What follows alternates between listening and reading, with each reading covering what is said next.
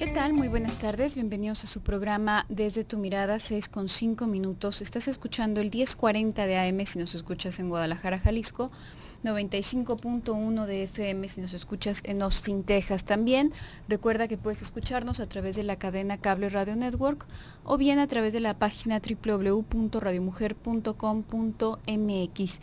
Nuestras vías de comunicación electrónicas está el Twitter @desde tu mirada, el correo electrónico desde tu mirada @radiomujer.com.mx. Por supuesto la sala de chat, ya sabes que en la página únicamente ingresas a la sala desde tu mirada y puedes hacernos tus comentarios a través de ese medio.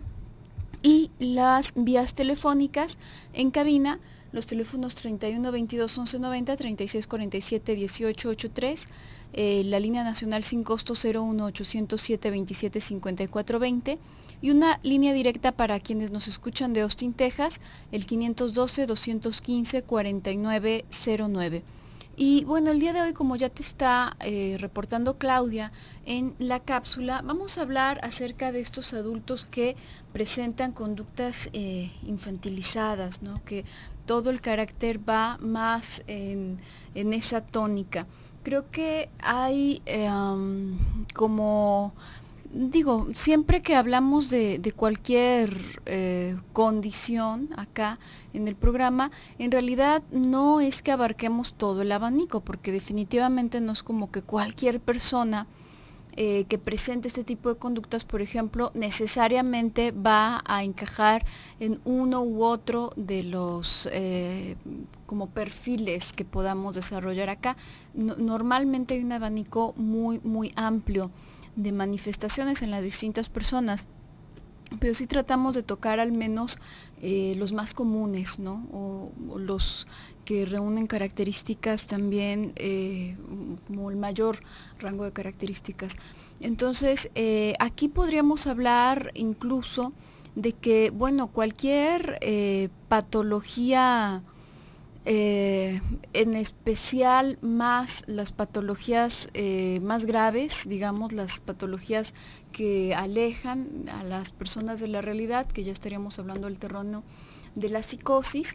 Estas patologías, ya te hemos dicho muchas veces que cualquier malestar, cualquier psicopatología no es más que una situación de ya sea estancamiento en determinado momento del desarrollo o una especie de regresión a un estado anterior de desarrollo, y por lo mismo se utilizan cierto tipo de defensas que nos están hablando de una anterioridad. Entonces, te hemos señalado esto explicando que cualquier persona, por ejemplo, ha tenido en algún momento de su vida una estructura de pensamiento que atañe a lo psicótico, ¿sí? Lo que sucede es que cada vez que se va como madurando, se va estableciendo conexiones distintas con la realidad, se tendrían que ir desarrollando distintas formas para lidiar con la frustración, y esto nos va aportando otro tipo de herramientas, ¿no? Nos va aportando herramientas neuróticas, nos va aportando herramientas cada vez más adultas que nos permiten lidiar con las frustraciones, diría Freud, la frustración de vivir, del vivir. Y bueno, pues nos permiten funcionar y disfrutar la vida, ¿no? Funcionar en la vida y disfrutar las cosas banales de la vida. Entonces, si lo pensamos de esta manera, podríamos incluso incluir en esta categoría de los adultos infantilizados a las personas justamente que tienen este tipo de padecimientos, ¿no? Que tienen algún padecimiento psicótico, y tú te puedes dar cuenta cómo a lo mejor te has podido dar cuenta al tratar con una persona con este tipo de padecimiento, cómo el carácter se llega a infantilizar, ¿no? Y de pronto la persona se comporta, se dirige tal cual como un niño, ¿no? Oye, ¿me puedes resolver esto? Oye, ¿me sirves de comer? Oye, ¿me haces? Oye, pero tal cual como si fuese un niño. Lamentablemente aquí hay un error, muy frecuente, y es que como está el padecimiento de por medio, las personas asumen que esto se trata como si los hubiese dañado algo fisiológicamente, y que de verdad las personas ya no fueran capaces de hacerse cargo de sí mismas, de servirse su propia agua, de levantarse, de hacer, y entonces lo empiezan a hacer por ellos, también como si fuesen un niño, y esto por supuesto empeora mucho la condición. Muy distinto de lo que podríamos observar con personas que sí tienen un daño cerebral, ¿no? Esto es muy distinto, porque lo que vamos a ver en las personas que tienen un daño cerebral, dependiendo de en dónde esté localizada la lesión, vamos a ver la disminución de las capacidades que podría tener un adulto, por ejemplo, la memoria, la capacidad de aprendizaje. Y ya que vemos, por ejemplo, lesionada la capacidad de aprendizaje, vamos a ver cómo hay personas de 30, 40 años que se comportan como niños. ¿Por qué? Porque no pueden, digamos, retener la misma experiencia que un adulto. Si se fijan, nosotros somos el resultado de nuestras experiencias y de nuestros recuerdos. Todas esas cosas van haciendo, digamos, el material de nuestro inconsciente y se van manifestando en una conducta adulta. Por ejemplo, usted puede escuchar a través del lenguaje que vayan utilizando las personas qué tanto vocabulario tenemos, qué tanto tenemos, digamos, como almacenado en palabras, en posibilidades para podernos comunicar con los demás.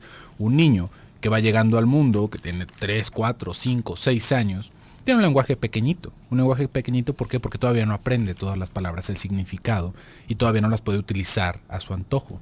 Una persona con un daño cerebral la vamos a ver en una situación muy similar. Y ahí, por supuesto que el cuidado es distinto. Pero en esto que tú estabas señalando, Gaby, en cómo hay conductas infantilizadas en personas que no tienen ningún tipo de daño cerebral, sino que es más bien un padecimiento psicótico, es distinto. Porque en una persona con un padecimiento psicótico vamos a ver un adulto con conductas infantiles, con mecanismos de defensa que todavía podríamos considerar primitivos, pero con una capacidad de memoria y de pensamiento igual que un adulto. ¿Sí ve? Ahí es en donde está la diferencia, con deseos de adulto también, con un cuerpo formado, pero con una, lo podríamos pensar, con una indefensión específicamente, ¿no? Una indefensión, ¿por qué? Porque el mundo se vuelve un lugar extremadamente peligroso, pero no porque sea en sí peligroso, de por sí ya es algo peligroso, pero es más bien por las mismas pulsiones que se acaban viviendo en el exterior y no en el interior.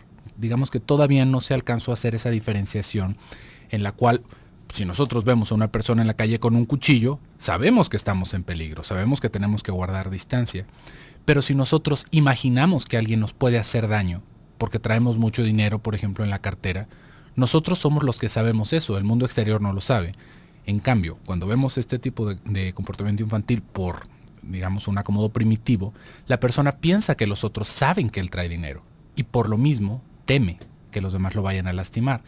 Las personas dentro de digamos, de las representaciones de este individuo también van teniendo este mismo tipo de pensamiento. Por eso es que hay mucha, digamos, como mucha recurrencia en fantasías y en delirios específicamente de que los otros saben lo que estoy pensando.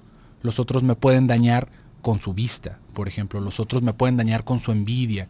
Fíjese cómo esto es algo que escuchamos a muchos adultos decir, es que la envidia me va a hacer daño, cuando es algo que viene de nuestro interior y que no es una fuerza palpable en el exterior ni cuantificable que realmente nos pudiera lastimar.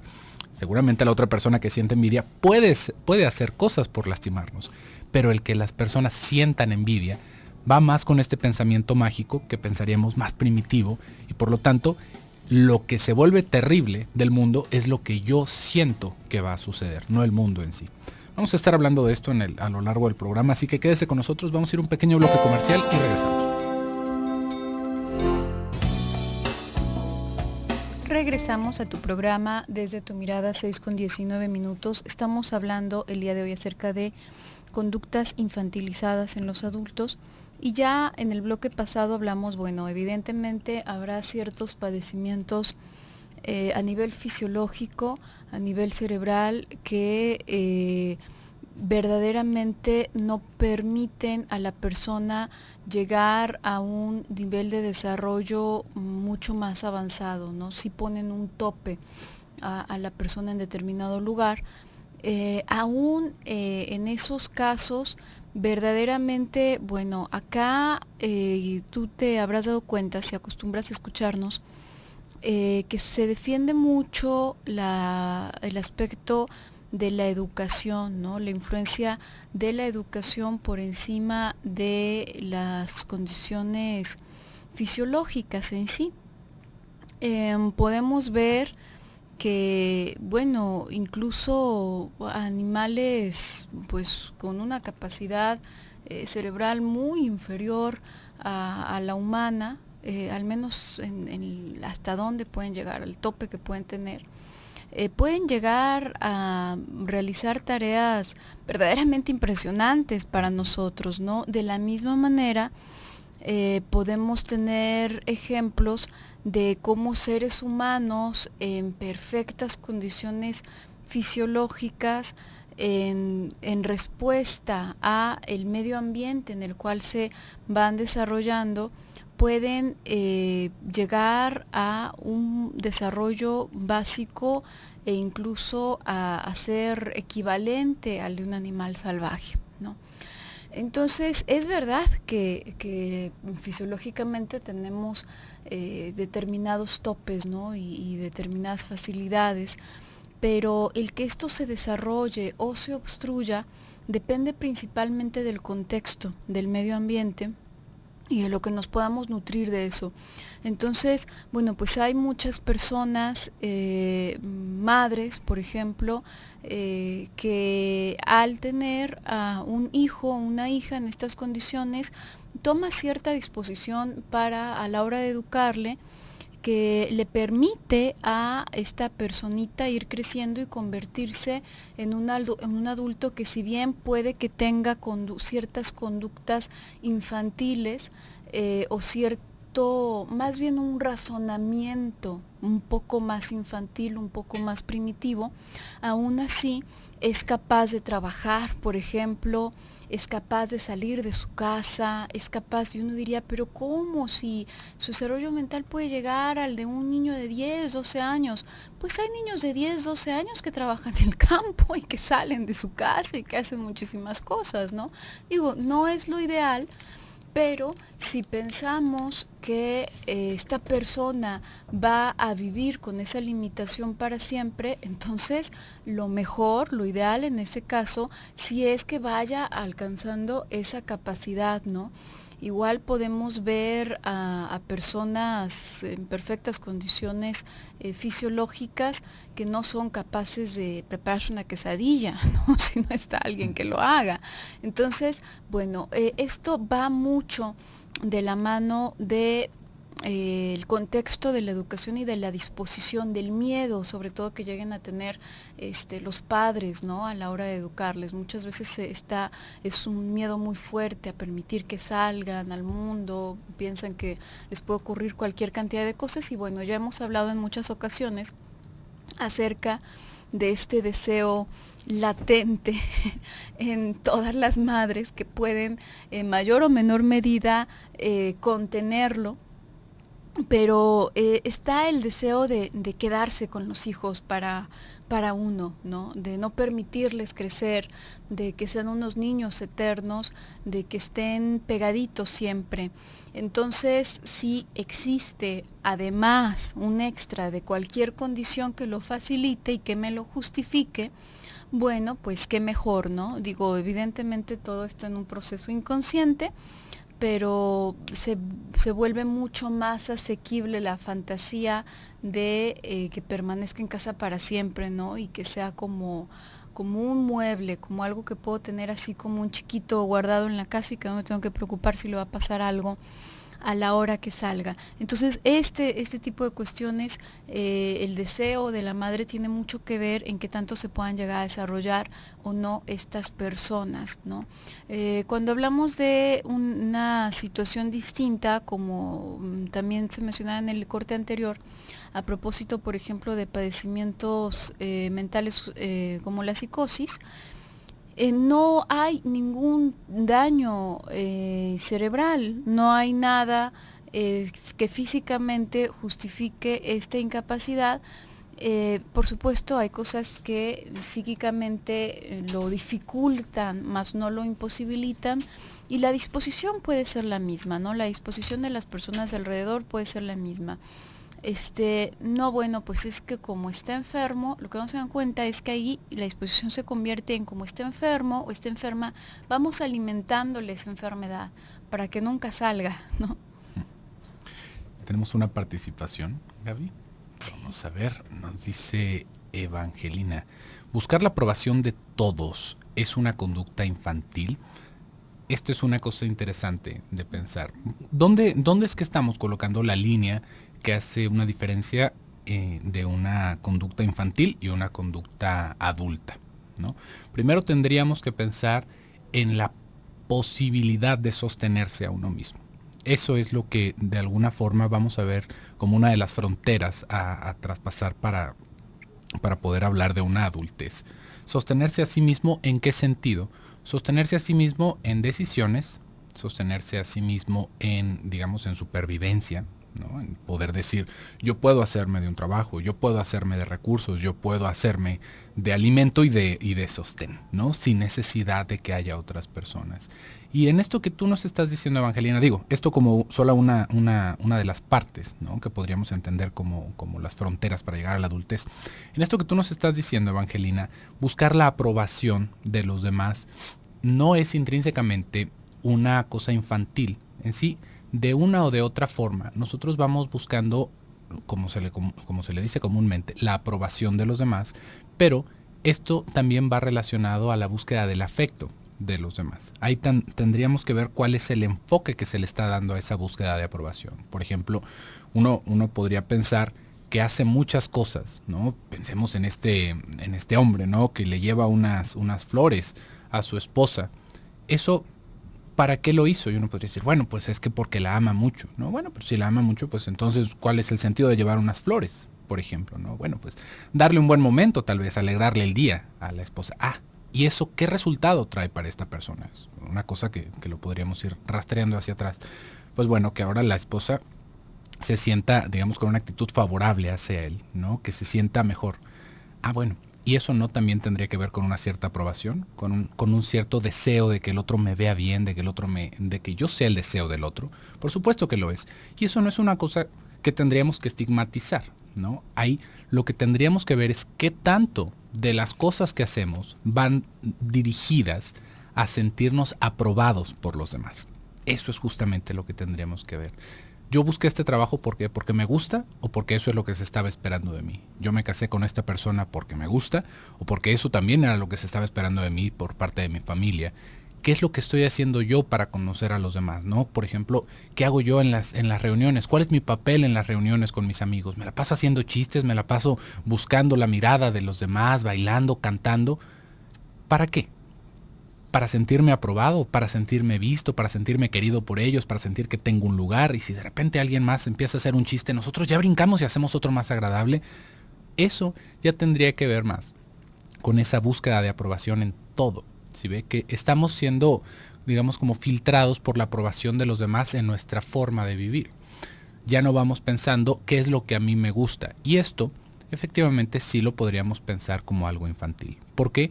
Porque en el niño nosotros podemos esperar por su desarrollo que aún no esté cuajado su deseo, que aún no esté dirigido hacia el afuera su deseo. Para el niño, todo lo que desea está en los padres. Todo lo que desea, el afecto, el contacto, las satisfacciones, todo viene de los padres.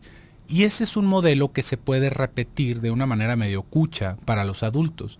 En cambio, de darse cuenta que uno puede encontrar esa satisfacción por sí mismo, ¿no? Evidentemente, necesitando a los otros, necesitando al otro, ¿no? Al otro con minúscula, ya es un movimiento distinto.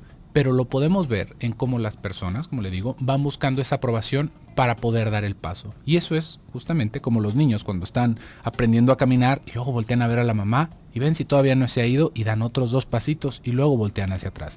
Ahí ya tendría que ver con una conducta infantil y que bueno, no es la intención poder poner un marcatexto a cada conducta infantil que tengamos, sino ver realmente cuáles son las repercusiones y lo que está detrás de todo esto. Vamos a ir a un pequeño bloque comercial, en un momentito continuamos con él. regresamos a tu programa Desde tu Mirada, 6:34. Estamos hablando acerca de conductas infantiles en los adultos. Y el bloque pasado estabas comentando tú, José Luis, a propósito de esta pregunta que nos hace Evangelina. Buscar la aprobación de todos es una conducta infantil. Fíjate, Evangelina, que es como uno de los, se podría decir, casi como reflejos más básicos del ser humano, justamente por esta necesidad, ¿no? Tú hablabas, José Luis, acerca de los niños, ¿no? Que van volteando a ver a los padres, y lo que ocurre es que necesitan a las otras personas, y todos nosotros necesitamos en determinado momento de nuestras vidas a las otras personas para poder sobrevivir. No nos podíamos hacer cargo de nosotros mismos, y para que las otras personas nos presten atención necesitamos agradarles. Entonces, todas las cosas que pongan de buenas a los padres puede iniciar como una simple mueca y se convierte en una sonrisa, ¿no? Porque si esa mueca hace feliz a la mamá y hace que corra hacia la cuna o hacia el corralito y diga, está sonriendo, pues entonces el niño la va a repetir definitivamente, porque eso atrae a la madre, ¿no?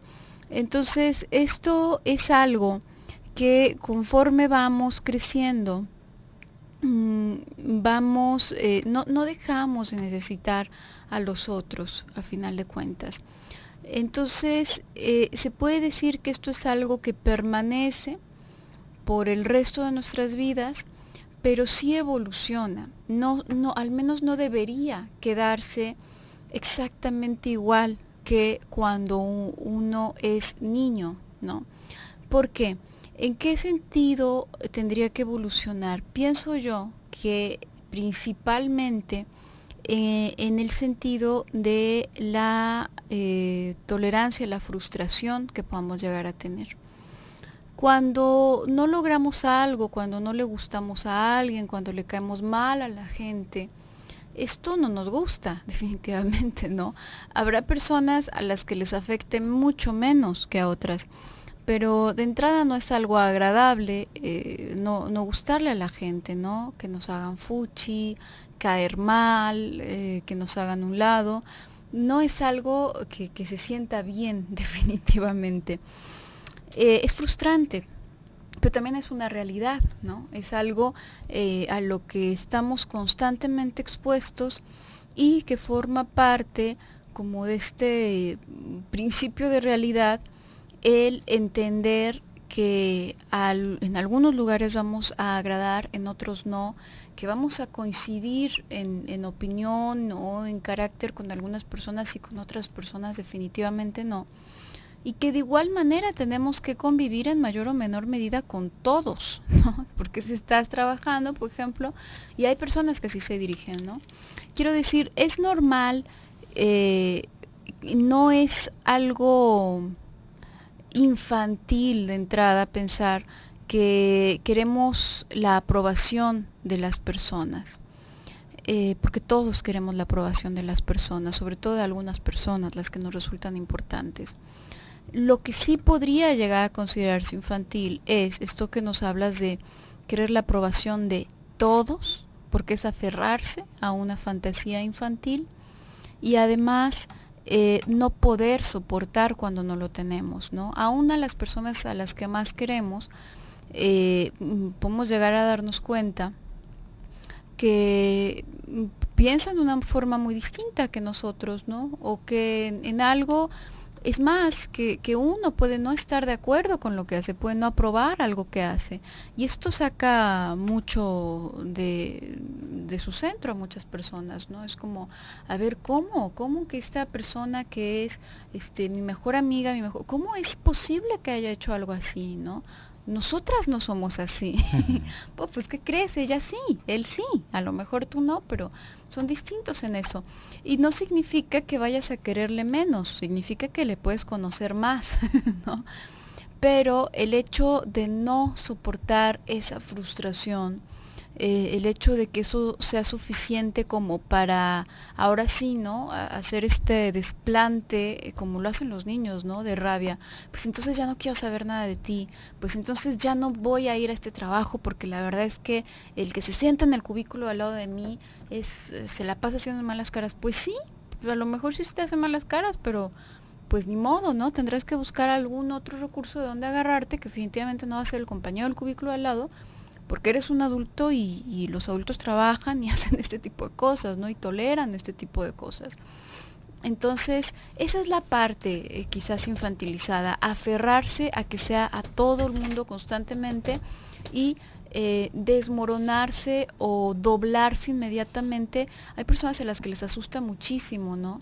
Ya dijeron algo fue de mí y ya inmediatamente necesitan salir huyendo, se apanican realmente en ese momento. Y esto sí corresponde a una conducta infantilizada.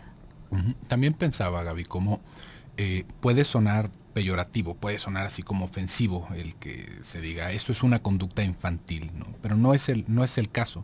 Aquí hay que entender, así como hemos hablado de muchos aspectos de la patología, de la psicopatología, que también se pueden tener rasgos infantiles. Pero acá vamos a ver una diferencia. Ya habíamos hablado de cómo por ejemplo, en personas que van teniendo una estructura psicótica, vamos a encontrar este tipo de comportamientos, pero digamos de una manera estructural. De una manera estructural, ¿por qué? Por todo lo que ya habíamos hablado alrededor del trauma y el síntoma que va generando estas estructuras. En una persona que tal vez esté en una estructura neurótica, también vamos a ver conductas infantilizadas. Y estas conductas infantilizadas es bastante llamativo cuál es el uso que van teniendo, porque digamos que en el aspecto psicótico no hay una alternativa. En el aspecto psicótico, si vemos esta indefensión, es porque efectivamente se vive una indefensión. Si vemos un delirio de persecución, ¿no? Si vemos un pensamiento omnipotente, es porque efectivamente así se vive en la subjetividad de esa persona.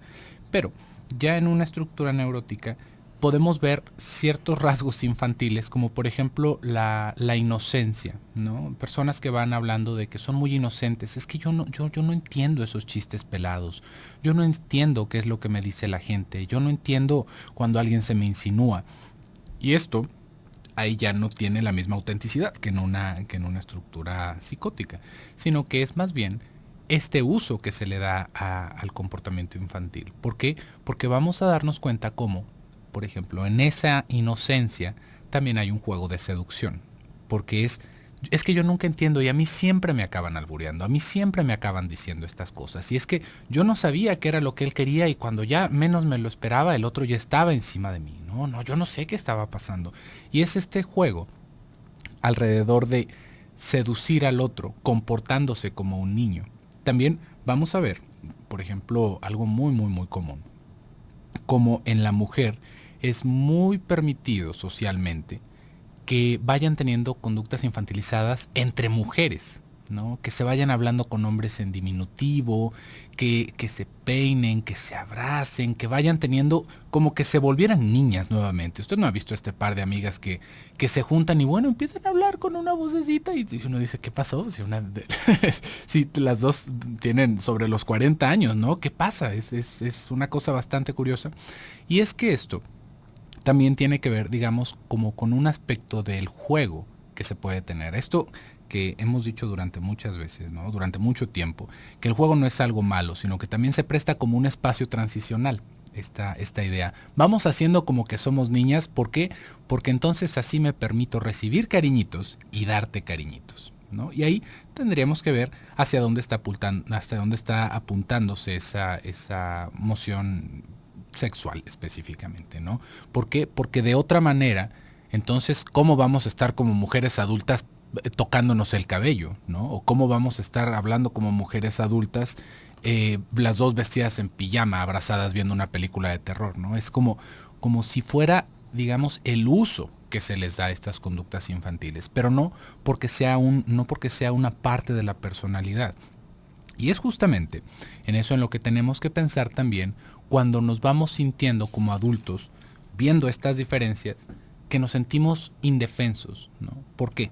porque ese sentimiento de indefensión, si bien es algo que todos vamos a sentir en algún momento, se puede volver una situación sintomática. ¿Por qué? Porque ya nada más siento que se me empieza a atorar algo y bueno, me vuelvo como si fuera un niño de 2, 4, 3 años que necesitan que lo lleven de la mano para salir a cualquier lado, que necesita que le acerquen su agüita, que necesita que lo apapachen. ¿Por qué? Porque también ahí tiene un uso, como lo digo, sintomático.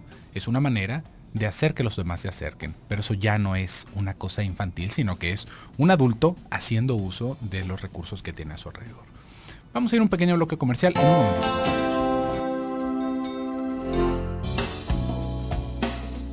Regresamos a tu programa Desde tu Mirada, 6:50 minutos. Estamos en el último bloque del programa del día de hoy. Te recuerdo que ya está cerca este evento de Mujer Bonita, ya es este fin de semana. Recuerda que es un ciclo de talleres con expertos en belleza, moda, cosmética, etiqueta y superación personal. Se van a estar presentando Ceci Chalita, Tania Romero, Irma de Zúñiga, Mónica Ramírez, Alberto Rivera y Nelson Gómez, Blanca Mercado, en Expo Guadalajara el día 18, sábado 18 de octubre a partir de las 9 de la mañana. La entrada es totalmente libre para que apartes ese día y puedas asistir. Y bueno, antes del corte, José Luis, estabas hablando de estos rasgos, ¿no? Y hablabas de ciertos rasgos, por ejemplo, en las mujeres.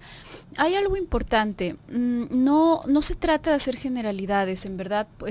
Al principio yo hablaba del abanico tan diverso, tan grande de manifestaciones que nos podemos encontrar, pero también te mencionaba que acostumbramos a hablar de lo que más comúnmente podemos llegar a ver, ¿no?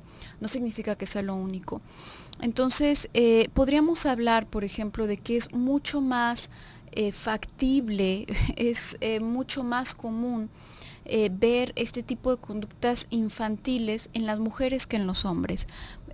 Puede ser en verdad hay muchísimos motivos que podríamos tocar de fondo. Uno de ellos, que es muy asequible, es el hecho de pues la cultura, ¿no? Usualmente en un hombre las conductas infantiles aluden a una falta de virilidad, y esto ya la identidad en sí como hombre queda cuestionada, ¿no? Entonces no se admite fácilmente a un hombre con conductas infantiles. Los hay a puños, verdaderamente, a puños. Hay muchísimos hombres con conductas infantiles, pero lo que quiero decir es que usualmente la sociedad sabe castigar eso en el hombre, y por lo tanto, aún con la gran cantidad de hombres con esas conductas que hay, digamos que se reduce de cierta manera este tipo de manifestaciones, justamente por que no es muy permitido, ¿no?, por la sociedad. Sin embargo, en la mujer no es algo que se vea mal, es algo que no solo no se ve mal, sino que suele ser festejado, ¿no? Se asume que una mujer ignorante, inocente, es una mujer buena, es una mujer pura, ¿no? Entonces esto se suele festejar incluso en la mujer. Y además, bueno, esto tiene serias consecuencias, ¿no? Porque podemos ver, por ejemplo, a la sexualidad de una mujer adulta, como muchas veces va en función, se empieza a comportar como una niña, por ejemplo, respecto a su pareja, ¿no? Y muchas mujeres van hablando de que quieren a una pareja con X, Y, Z características que terminan describiendo a una madre, ¿no? Que me apapache, que me cuide, que me haga, que solo nos abracemos y estemos viendo tele. Entonces, bueno, es como ser una niña que está siendo cuidada por una mamá, ¿no? No una mujer que está relacionándose con un hombre. Y por supuesto que está la parte tierna y está la parte del apapacho y está este aspecto de amor tierno, pero también pues debería estar vigente la parte del amor erótico, ¿no? Que es justamente lo que hace la diferencia entre una relación cualquiera, con un amigo, con una amiga, con hermanos, con padres, en contraste con la relación con una pareja, ¿no? Esto es mucho más común en las mujeres que en los hombres, y también esta infantilización con respecto a la relación con sus propios hijos. Y esto es normal en cierta medida. Sobre todo las mujeres, los madres, los padres también, al tratar con un niño o al tener un niño, sufren una cierta regresión y podemos ver a las mamás hablando como chiquitas con los chiquitos. Esto muchas personas lo critican, porque asumen que bueno, pues no les van a enseñar a hablar bien a los niños porque así no se dice mamá, entonces tienen que hacerles que les... La verdad es que ahí hay muchas opiniones de por medio, pero al final de cuentas esta regresión tiene una funcionalidad que es entender, volver a ese tipo de pensamiento infantil que le permite entender las formas que tiene el niño de comunicarse y las necesidades que tiene el niño, justamente gracias a la regresión. Sin embargo, también es importante que la madre vaya superando esa regresión por ella y por el niño. Uh-huh. Y ahí está la clave, ¿no? Que es una regresión temporal, ¿no? Debería ser. Digamos, ponerse, esto también lo podemos ver con los maestros, ¿no? Con los maestros de la primaria, del kinder, que los vemos que están dando clases y parecen a veces como niños, así también hablan jugando, más alto y hacen más y oye, ¿quién es el primero que va a entregar su tarea? Y no hacen eso con sus amigos. No, no, ¿por qué? Porque es la función que se está dando, ¿sí ve? Y como siempre, van a haber ahí opiniones que van a decir que eso está pésimo, ¿no? Que eso está pésimo, ¿por qué? Porque también están rompiendo las barreras jerárquicas, están sucediendo, pero hay que entenderlo en cómo es una manera de acercarse a los niños. Tal vez usted no se acuerde, seguramente usted no se acuerde lo que era ser un niño que medía unos 50 centímetros, pero ver una persona que le triplica el peso y que le lleva más de 1 metro de altura, es una situación bastante intimidante para un niño, ¿no? Imagínese, y si aparte se va estableciendo esta configuración en la que yo sé que esa persona quiere algo de mí, quiere que yo aprenda, quiere que yo haga bien mi examen, se vuelve una situación terrorífica para los niños, terrorífica. Entonces, ahí hay que pensar cuál es el uso que se le está dando, si es para mantener un ambiente más amigable para los niños y también cómo se puede llegar a romper esa jerarquía por hacerlo mal, por no dejar bien establecidos los límites, porque se puede ser muy afectuoso y claro, se puede ser muy tierno, pero aún así se sigue siendo una autoridad. Esto es una cosa bien, bien importante de recordar y también ver cómo es que se va haciendo esta conducta como una herramienta, y esto, así como se lo estaba diciendo en el bloque anterior, se va utilizando de distintas formas. Tú ahorita mencionas algo muy importante, Gaby, que en los hombres se castiga mucho que se tengan este tipo de conductas infantilizadas. Y es que por ahí hay así como una cierta discusión alrededor, por ejemplo, de cómo se va utilizando como una ofensa decirle a alguien homosexual, cuando más bien lo que se le va ofendiendo a los hombres cuando se le dice homosexual o marica, es más bien te estás comportando como un niño, ¿sí ve? No eres un hombre. Ahí es en donde está la ofensa. Evidentemente que habrá personas que sí lo usan como una ofensa, ¿no? Pensando que es una grosería, pero fíjese cómo lo que vamos castigando en los hombres es justamente esas conductas infantiles, el ser cobarde. Por ejemplo, a un niño se le espera que sea cobarde, ¿no? El niño se asustó, el niño vio una película y se puso a llorar, el niño se golpeó una patita y ya se puso a chillar también, a tirarse en el piso, pero si eso hace un hombre, ahí es en donde está lo que nos asusta y lo que también hasta cierto punto se vuelve ominoso, porque es cómo es que es un niño con un cuerpo de un hombre, ¿no? Eso es lo que nos descontextualiza totalmente. También vamos a ver conductas infantilizadas en los hombres que tiene que ver con por ejemplo, con estos hombres que específicamente no rompen la relación que llevan con su madre, que se van manteniendo como el hijo de mami, que se le dice muy comúnmente, ¿no? Y que bueno, pueden tener unos sueldazos y estar estudiados y tener un montón de cosas, pero siguen siendo los hijos de mami. Y esto es una cosa que nos desconcierta. ¿Por qué? Porque eso también es una conducta infantil. El llegar y que nos hagan nuestro desayunito, que si ya me enfermé voy a la casa de mi mamá y dejo a mi esposa y los niños en la casa tirados para que me hagan mi caldito de pollo. Eso es comportarse como un niño, ¿sí ve? Y ahí, una vez más, tendríamos que pensar cuál es el sentido de tener ese tipo de comportamientos. ¿Por qué? Porque podemos estar viviendo no una regresión temporal, sino una regresión, una vez más, sintomática, como una, digamos, una respuesta inmediata ante el trauma.